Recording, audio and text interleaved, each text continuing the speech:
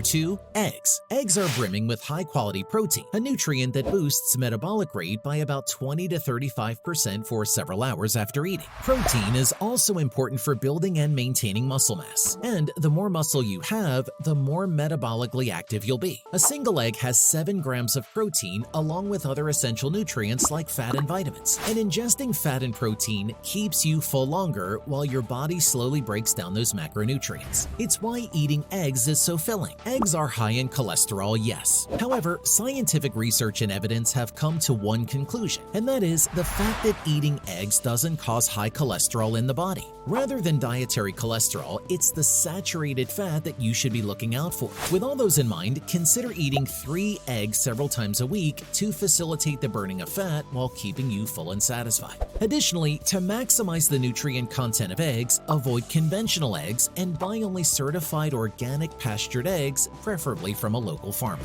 Number 3. Nuts. Nuts are more than just